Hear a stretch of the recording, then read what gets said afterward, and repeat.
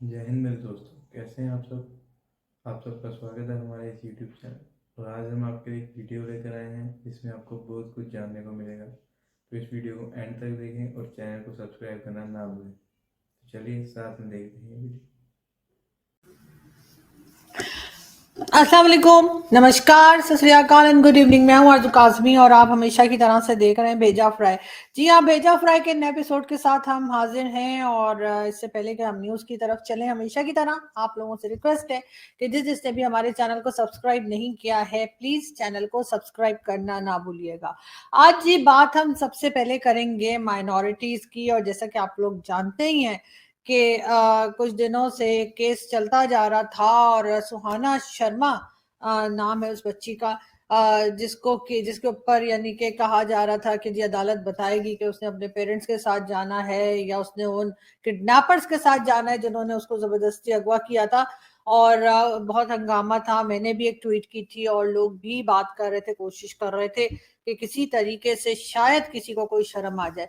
तो जी बहरहाल हुआ ये कि अदालत का फैसला आ गया है और उस बच्ची यानी कि सुहाना को उसके पेरेंट्स के हवाले कर दिया गया है। और अब वो अपने घर अपने पेरेंट्स के साथ मौजूद है, पहुंच गई है। सबको बहुत खुशी है और बहुत शुक्रिया उन सब लोगों का जिन्होंने साथ दिया, जिन्होंने इस नेक काम के लिए जो है हिम्मत बंधाई, जिन्होंने सोशल मीडिया पे इस चीज को जो है यानी खास तौर पे इस इशू को जो है एक्टिवेट किया और रीट्वीट्स किया।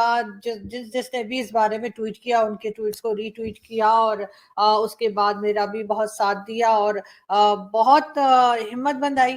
हम बहुत बहुत आप लोगों का मैं बहुत बहुत शुक्रिया अदा करूंगी कि आप लोगों ने साथ दिया। और आइंदा के लिए भी हम कोशिश करते रहेंगे कि जिन लोगों के साथ ये प्रॉब्लम आती है, जिन लोगों को इस तरीके से जो है वो जिनकी बच्चियों को किडनैप किया जाता है और परेशान किया जाता है, तो उनके लिए आवाज़ उठाते रहे। इसलिए कि कम से कम हम ये तो कर ही सकते हैं कि हम आवाज़ उठाते रहें, क्योंकि ज़ाहिर है बाकी सारी पावर तो आप जानते ही हैं कि जो पॉलिसी मेकर्स हैं उनके पास, या फिर ये कि वो जो भाई लोग हैं उनके पास होती है। लेकिन ये कि हम आवाज़ उठा सकते हैं, उनकी इतनी मदद तो कर ही सकते हैं कि उनके ऊपर होने वाले यानी माइनॉरिटीज के ऊपर होने वाले जुल्म की बात हम लोगों तक पहुंचाते रहें और कोशिश करें कि सुहाना की तरह ही बाकी बच्चियां भी जो हैं वो हिफाजत से रहें और अपने घरों में पहुंच जाएं। और एक बार फिर आप सबका बहुत बहुत शुक्रिया कि आप लोगों ने मेरी जो एफर्ट थी थोड़ी बहुत उसमें साथ दिया और उसको अप्रिशिएट भी किया। लेकिन बात सारी है कि मियाँ मिट्ठू और इस तरह के लोग जो इसका इस तरह के कामों को करते हैं, उन लोगों को कब अरेस्ट किया जाएगा, ये बात जो है इस बारे में भी बात करते रहना चाहिए। आप देख सकते हैं कि जो पहले आर्मी चीफ थे बाजवा साहब, उनके साथ भी यानी जनरल बाजवा के साथ भी नजर आ रहा है और इमरान खान के साथ भी खड़ा हुआ ये जो है मियां मिठू दिखाई दे रहा है। लेकिन सिर्फ बात इमरान खान की नहीं है, और भी कई लीडर्स हैं जिनके साथ इसकी पिक्चर्स आती रहती हैं। और मेरा ख्याल है कि इन लोगों को अब सीरियसली सोचना चाहिए कि इस मियाँ मिठू को अरेस्ट किया जाए। इसके ऊपर भी हम बात करते रहेंगे, सोशल मीडिया पे भी शोर मचाते रहेंगे और कोशिश करेंगे कि इस मियाँ मिठू को जो है वो अरेस्ट किया जाए। खैर, बात हम कर रहे थे, हम थोड़ा सा ये बता दूं मैं कि जी आप लोग कल मुझे कह रहे थे कि जी वो जो है वो टेनिस नहीं बैडमिंटन खेल रहे थे शहबाज शरीफ साहब। तो चले कुछ तो खेल रहे थे ना, वैसे भी मेरा स्पोर्ट्स जो है ना उसमें इतनी ज्यादा मुझे इंटरेस्ट नहीं है। लेकिन मैं ये देखना चाह रही थी कि कहीं आप लोग सो तो नहीं गए वीडियो देखते देखते। तो इसलिए मैंने जो है वो कह दिया कि जी वो तो टेनिस खेल रहे हैं। लेकिन आप सब यकीनन बहुत से लोग जाग रहे थे जिन्होंने कमेंट्स में लिख लिख कर जो है वो मेरे दिमाग का दही कर दिया कि जी बैडमिंटन खेल रहे थे वो। लेकिन खैर कोई बात नहीं, कुछ तो खेल रहे थे। लेकिन बात सारी ये है कि आईएमएफ क्या कह रहा है। बात वो है कि आखिर जो कंट्री के अंदर गेम चल रही है वो कहां तक पहुंची है। तो जी आईएमएफ से अगर डील ना हुई तो कौम को आगाह कर दिया जाएगा, ये कहना है जी प्राइम मिनिस्टर शहबाज शरीफ साहब का कि अगर आईएमएफ के साथ डील ना हुई और आईएमएफ ने टाटा बाय बाय कर दिया, ऐसी सूरत में वो जो है पब्लिक को यानी जो पाकिस्तान की पब्लिक है उसको बता देंगे। उनका ये कहना है कि जी कौम को एतमाद में लिया जाएगा। इसके अलावा हम आपको ये भी बता दें कि जी रशियन ऑयल जो है वो पाकिस्तान पहुंच चुका है और उसको ऑफलोड करने में कहा जा रहा है कि जी 3 दिन लगेंगे। अब 3 दिन में जो है वो ऑफलोड होता है और उसके बाद रिफाइनरीज किस तरीके से उसको रिफाइन करती है कि वो काम उससे हो सके, ये बात भी हम आपको जैसे जैसे आएगी बताते रहेंगे। बात हम करेंगे जी पीआईए की, और हम आपको ये बता दें कि पाकिस्तान की एयरलाइन पीआईए ने ये सोचा है कि जहां जहां पे तो बहुत सी जगहें ऐसी है ना जहां पर एयरलाइन हमारी नहीं जाती, छोटी कहना चाहिए छोटा कम डिस्टेंस है या इस तरह की जगह, तो वहां पर जी एयर टैक्सी के नाम से इन्होंने एक प्रोजेक्ट लॉन्च किया है। और उनका कहना ये है कि पाकिस्तान में अगर हर जगह पर एयरलाइन नहीं पहुंच पाएगी या फ्लाइट्स नहीं होंगी तो ऐसी जगहों पे जाने के लिए पाकिस्तान में एयर टैक्सी अवेलेबल होगी। यानी हमारे लोग इतने अमीर हैं कि वो एयर टैक्सी लेके घूमा करेंगे। हमें तो यहाँ जमीन पे चलती हुई टैक्सी के पैसे देते वक्त हमें पसीने आ जाते हैं कि पैसे खत्म हो जाते हैं। तो ये एयर टैक्सी तो यकीनन बहुत महंगी होगी, लेकिन खैर पब्लिक के पास पैसा भी बहुत है। ये भी बताया जा रहा है कि जाहिर है कि जो हमारे यहाँ पाकिस्तान की पब्लिक है, यानी जो बड़े लोग हैं, मैं अपर क्लास की बात कर रही हूँ, उनके पास तो जाहिर है कि पैसा बहुत है, तो उन्हें कोई इस किस्म की टेंशन जो है वो लगती नहीं है। बात हम करेंगे मरियम नवाज की। मरियम नवाज साहिबा का कहना है इमरान खान की पॉलिटिकल पार्टी उतनी ही रह गई है जितनी रिक्शे में पूरी आ जाए। जी आप लोगों ने रिक्शा देखा हो शायद, तो उसमें वो 2 सीट्स होती, 2 ही लोग बैठ सकते हैं वैसे तो, लेकिन ये कि खैर और एक ड्राइवर होता है, 3 समझ लीजिए। तो मरियम नवाज साहिबा का कहना है इमरान खान की पार्टी उतनी ही रह गई है कि जो एक रिक्शे में आ जाए।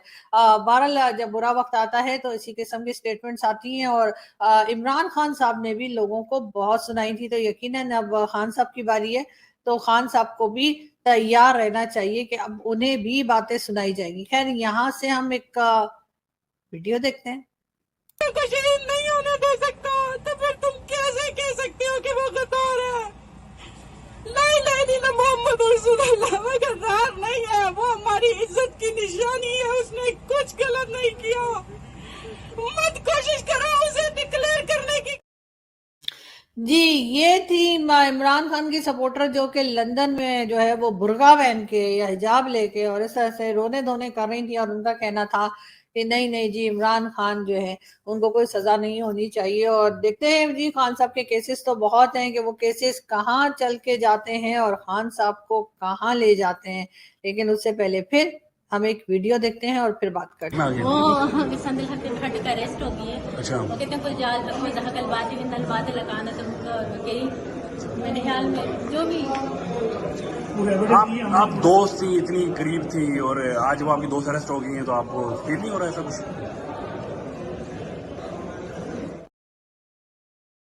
जी ये थी हरीम शाह, और हरीम शाह के साथ एक और इनकी फ्रेंड आया करती थी सुंदल खटक, जी उनको अरेस्ट करवा दिया गया है। और हरीम शाह का कहना ये है कि जी सुंदल खटक ने उनकी कोई प्राइवेट वीडियोस थी और पिक्चर्स थी जो लीक कर दी सोशल मीडिया पर या इंटरनेट पर, इस वजह से उन्होंने उनके खिलाफ केस किया है और आज वो अरेस्ट हो गई है। लेकिन पूछना ये था कि ये सुंदल खटक तो खुद यही काम करती रही हैं, उनके तो अपने यही कारनामे हैं कि वो मुख्तलिफ लोगों की, चाहे वो पॉलिटिशियंस हो चाहे बिजनेस कम्युनिटी हो, उनकी वीडियोस बनाती और लीक करती रही हैं।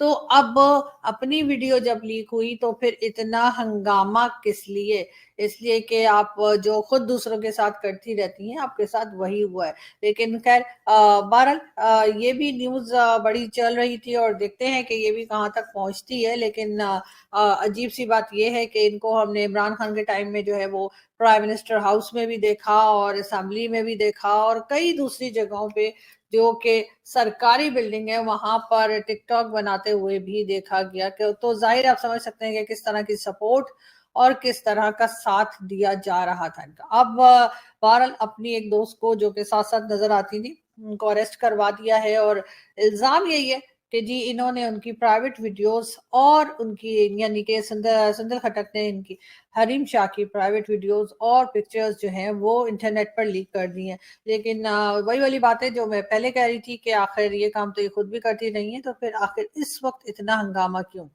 आज जी जो हमारे क्रिकेटर हैं यानी कि इमरान खान ने जावेद मियांदाद साहब की आज बर्थडे है, तो सबसे पहले तो हैप्पी बर्थडे जावेद मियांदाद साहब। और साथ आपको पिक्चर दिखाई दे रही है दाऊद इब्राहिम की। जी हाँ, दाऊद इब्राहिम जो हैं वो जावेद मियांदाद के समधी हैं और जावेद मियांदाद के बेटे जुनेद मियांदाद के साथ शादी हुई है दाऊद इब्राहिम की बेटी की। वो भी मैं आपको पिक्चर दिखा देती हूँ। अब देखें जी, कितना गोल्ड पहना है, कितना गोल्ड पहना है कि मतलब इतना गोल्ड पहना है कि मतलब अजीब सा लग रहा है देख के। लेकिन खैर जितना था मेरे ख्याल घर के अंदर जितना भी रखा हुआ था वो सारा का सारा पहन लिया।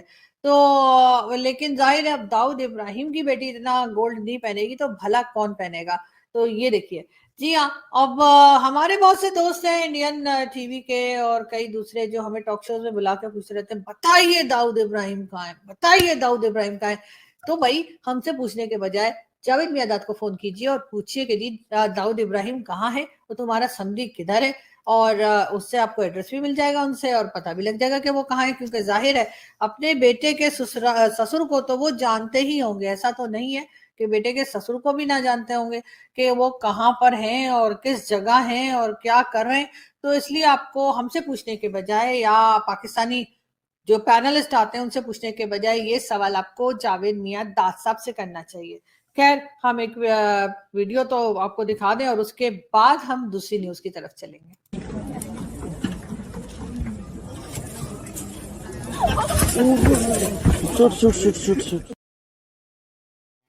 जी, ये किसी शादी की वीडियो थी और कोई साहब थे जो दुल्हन को शायद स्टाइल से घुमाने की कोशिश कर रहे थे, फिल्मी स्टाइल में। लेकिन क्या हुआ वो तो आपने देख ही लिया। मगर बात हम करेंगे भारत की। जी हाँ, भारत, और भारत की बात कैसे ना करें, क्योंकि इनकी इकोनॉमी को प्राइम मिनिस्टर नरेंद्र मोदी जी जो हैं वो आगे से आगे ले जाते चले जा रहे हैं। और अब बताया ये जा रहा है जी कि इंडिया की जो जीडीपी है वो 3.75 ट्रिलियन पे पहुंच जाएगी 2023 में। यानी कि इतना पैसा कि आप समझिए कि तकरीबन जी 3.75 ट्रिलियन का बताया जा रहा है जीडीपी भारत की जो है वो हो जाएगी इसी साल 2023 में ही बताया जा रहा है।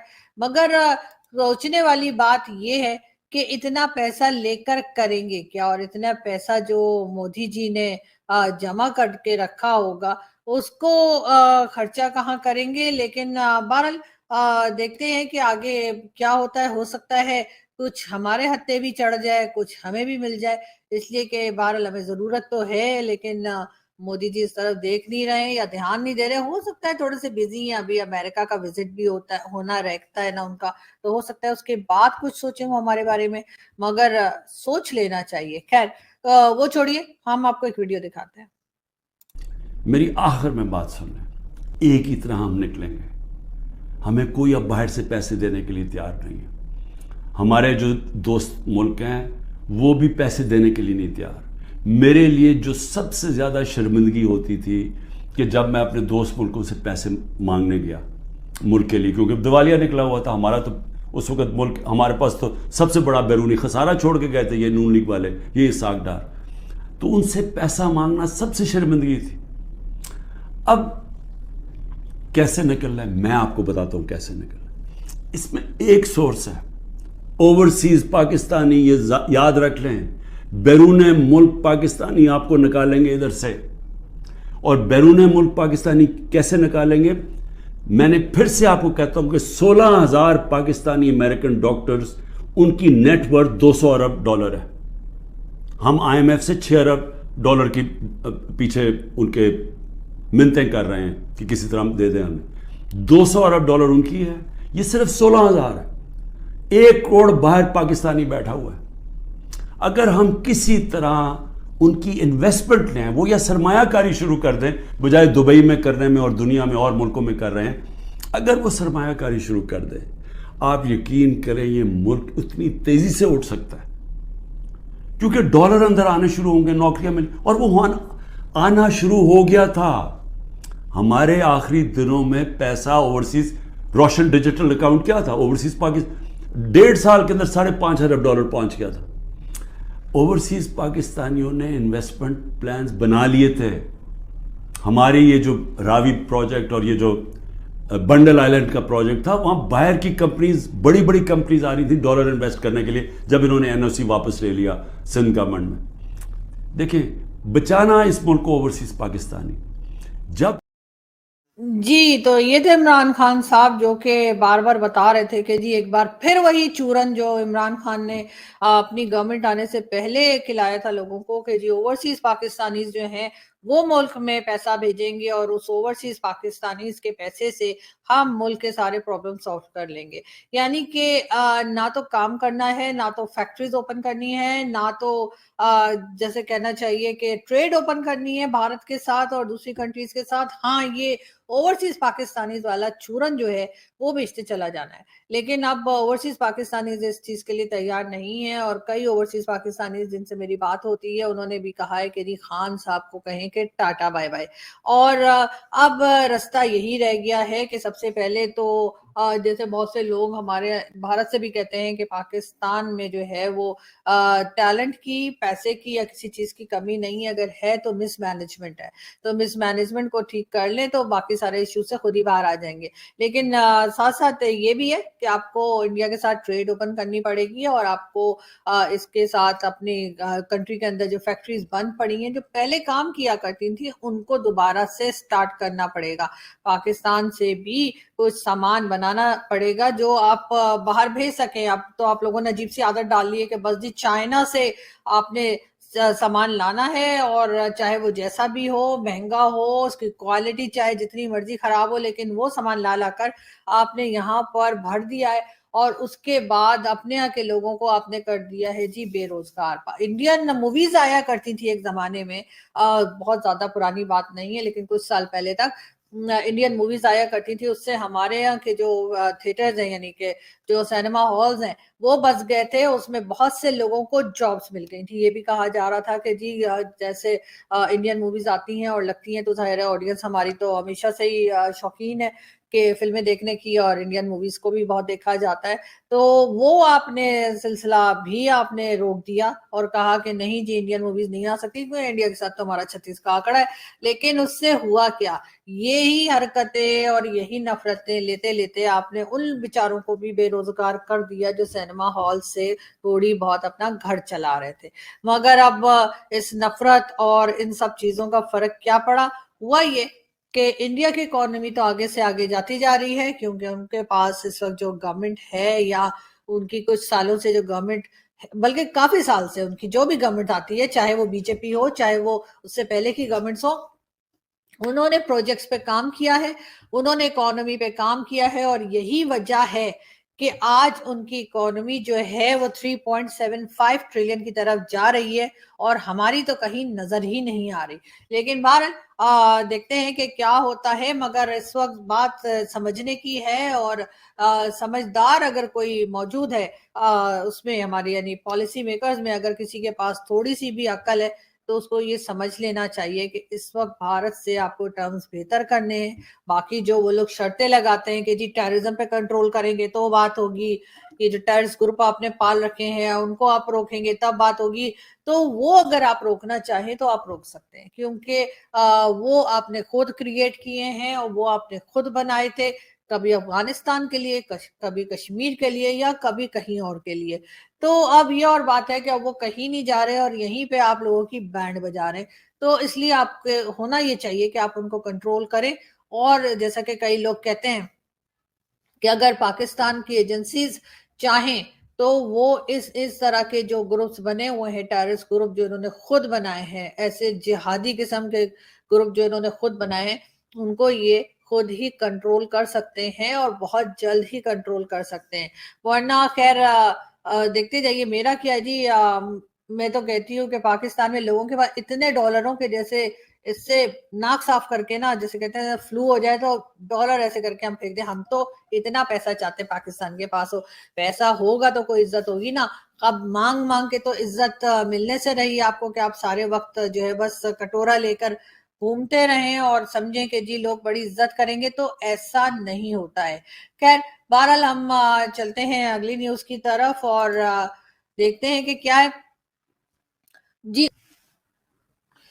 जी, आईएमएफ ने पाकिस्तान को लोन देने के लिए एक बार फिर 3 कंडीशंस और लगा दी हैं। वैसे तो इससे पहले भी कई कंडीशंस लगती रही हैं और अब 3 कंडीशंस और उन्होंने लगा दी हैं कि जी अब ये आप शर्तें पूरी करें तो फिर हम आपको जो है वो लोन देंगे। लेकिन शहबाज शरीफ साहब का कहना ये है, यानी कि जो हमारे प्राइम मिनिस्टर हैं शहबाज शरीफ साहब, उनका कहना ये है कि जी हमने तो सारी शर्तें पूरी कर दी हैं। लेकिन बहरहाल अब ये नई शर्तें कौन सी हैं ये अभी गवर्नमेंट ने नहीं बताया है, लेकिन ये जरूर कहा गया है कि जी तकरीबन 3 नई शर्तें जो हैं वो सामने आई हैं और कहा गया है कि अब ये पूरी करो तो फिर पैसा मिलेगा। लेकिन खैर देखते हैं कि गवर्नमेंट इसके लिए क्या करती है और किस तरह से जो है इसको इन शर्तों को जो है वो पूरा करने की कोशिश करती है। बात हम करेंगे, हम यहाँ से देखते हैं एक अदद वीडियो।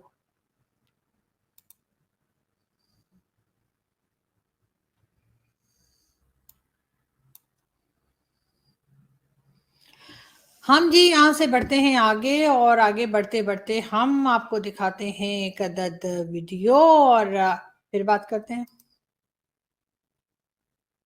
ओह, ये तो लगता है कि वो जो हम अपना सर फोड़ रहे हैं किसी पत्थर के साथ, क्योंकि किसी की समझ में कुछ भी नहीं आ रहा।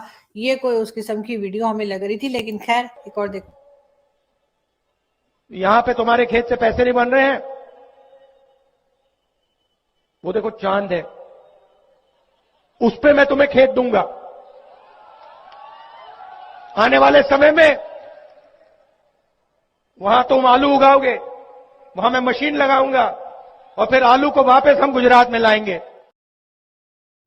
जी, ये थे राहुल गांधी और ये कुछ इसी किस्म की बड़ी इंटरेस्टिंग किस्म की स्टेटमेंट्स दिया करते हैं, तो हमने सोचा हम आपको दिखा दें चलते चलते। लेकिन बहरहाल ऐसा ना हो कि फिर पता लगे कि जी राहुल गांधी के जो लोग उनको, यानी जो लोग उन्हें सपोर्ट करते हैं, उन्हें फेवर करते हैं, वो फिर हमारे पास हमारे ट्विटर अकाउंट और हमारे जो यूट्यूब है उस पर आके बुरा भला कहना शुरू करते हैं। वैसे तो खैर आदत सी हो गई है, बहुत लोग बुरा भला कहते हैं और डेली बेसिस पे कहते हैं। मुझे तो किसी दिन गालियां ना पड़े तो मेरी तबीयत खराब होने लग जाती है, इतनी आदत पड़ गई है।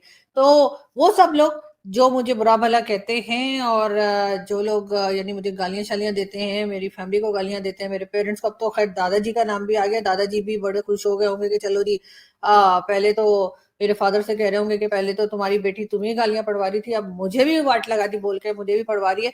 तो जी उन लोगों से मेरी रिक्वेस्ट है कि जी लगे रहो, ठीक है। और यहाँ से हम चलते हैं, आपसे मुलाकात होगी नेक्स्ट वीडियो में। अपना बहुत ख्याल रखिएगा, हंसते रहिए, मुस्कुराते रहिए और हमारे चैनल को सब्सक्राइब करना ना भूलें। Thank you.